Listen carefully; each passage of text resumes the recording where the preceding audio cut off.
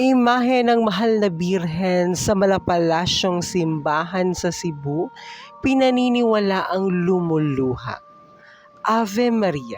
Ang imahe po sa ating background ay imahe ng Our Lady of Fatima na kilala sa iba't ibang mga tawag like Our Lady of Simala, Our Lady of Lindogon. Pero ang kanyang official title ay sinasabing Mama Mary of Lindogon, Our Lady of the Most Holy Rosary, and Evangelization na sinasabing inaprubahan ni Cardinal Vidal.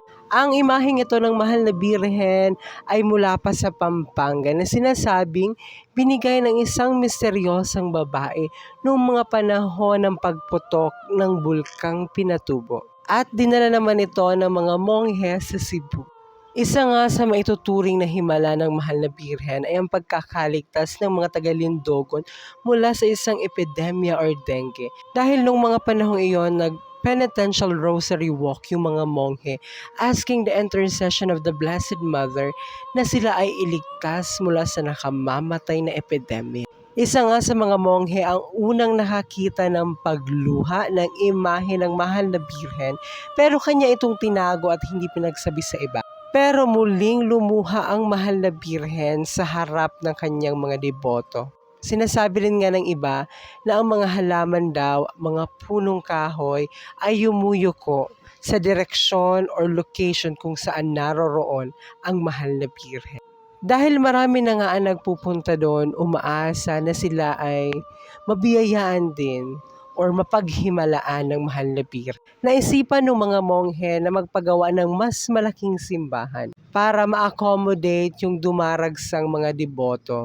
And kailangan nila ng mga panahong yon ng more than 750,000 para masimulan yung proyektong iyon. At sinasabing merong isang misteryosang matandang babae na nagbigay sa kanila ng isang supot.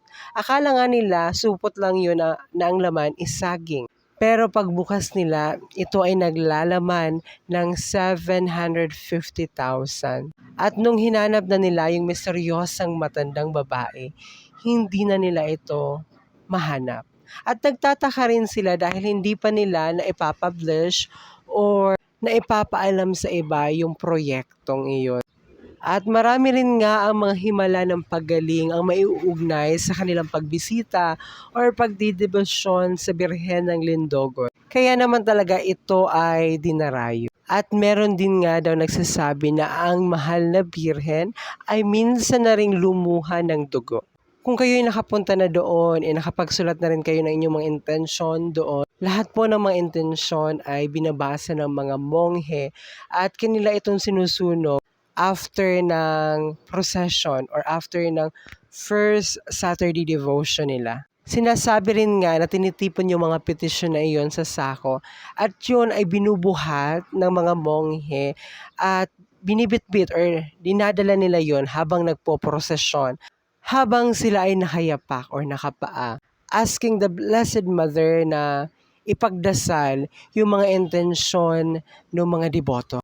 At sa kanila yon susunugin. Habang sinusunog din yon, nakaluhod pa rin yung mga monghe at walang tatayo doon hanggat hindi na aabo lahat ng mga petisyon na kanilang ipinagdarasal.